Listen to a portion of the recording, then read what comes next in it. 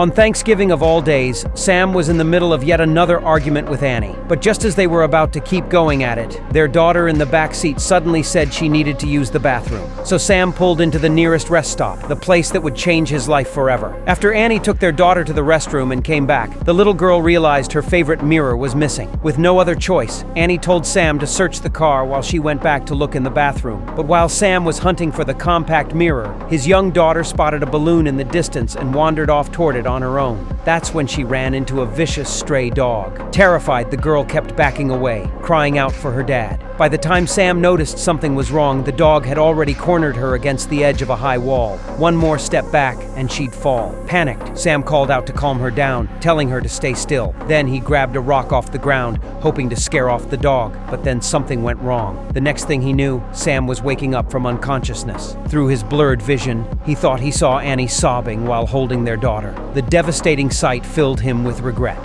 He hadn't protected her. He couldn't accept that his beloved little girl was gone. When Annie saw him come to, she shook him frantically, trying to snap him out of it. But Sam, hollow-eyed, just shoved her away. When he finally came back to his senses, he realized his daughter had only passed out and her arm appeared to be broken from the fall. Frantic, he got her into the car and sped to the nearest hospital, but the place was packed, and they had no choice but to wait anxiously in the lobby. Watching their daughter writhe in pain, Annie kept pressuring Sam to do something, even suggesting he kick down the exam room door. So Sam, who had always been looked down on by Annie, stood up in frustration and marched over to the front desk. But in the end, all he did was quietly fill out the sign-in sheet under the nurse's watchful eye, then slink back to his seat. While waiting, he noticed hospital staff receiving patients while carrying a box labeled human organ. He didn't think much of it at the time. Soon, the nurse called his name. But strangely, during the registration process, she asked a bunch of irrelevant questions, and then asked if they'd be willing to make their daughter an organ donor.